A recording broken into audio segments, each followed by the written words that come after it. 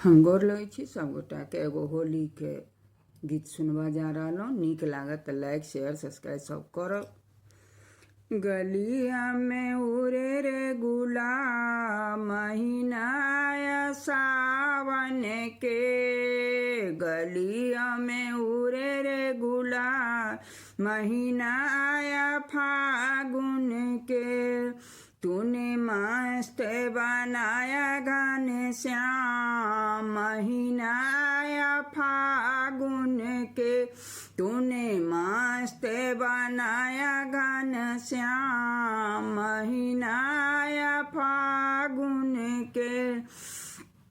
गणपति जी भी खेले होली रिद्धि सिद्धि खेले, गणपति जी खेले होली रिद्धि सिद्धि खेले। मंदिर में उड़े रे गुलाब महीना फागुन के, मंदिर में उड़े रे गुलाब महीना फागुन के। तूने मस्त बनाया भगवान महीना फागुन के, तूने मस्त बनाया भगवान महीना फागुन के।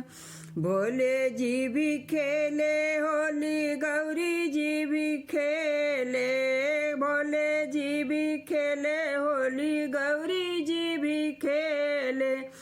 पर्वत पर उड़े रे गुलाल महीना सावन के, पर्वत पर उड़े रे गुलाल महीना सावन के।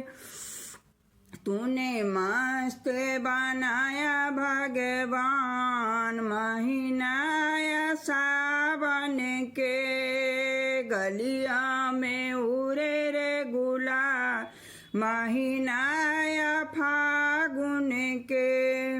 विष्णु जी खेले होली लक्ष्मी जी भी खेले, विष्णु जी खेले होली लक्ष्मी जी भी खेले।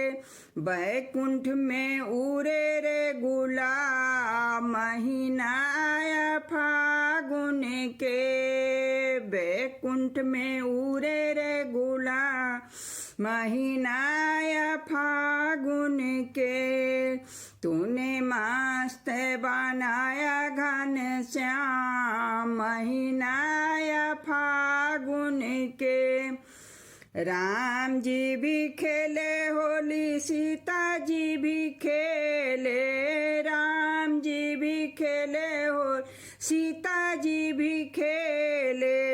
अयोध्या में उड़े रे गुलाल महीना फागुन के, अयोध्या में उड़े रे गुलाल महीना फागुन के।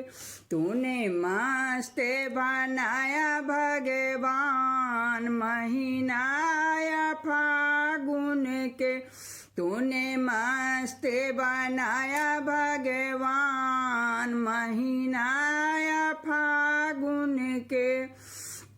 कृष्णा जी भी खेले होली राधा जी भी खेले, कृष्णा जी भी खेले होली राधा जी भी खेले। अरे गोकुल में उड़े रे गुलाल महीना फागुन के, अरे गोकुल में उड़े रे गुलाल महीना फागुन के। तूने मस्त बनाया भगवान महीना फागुन के, तूने मस्त बनाया भगवान महीना फागुन के। गलियाओं में मंदिर में उड़े रे गुलाल महीना फागुन के, गलियों में मंदिरों में उड़े ले गुलाल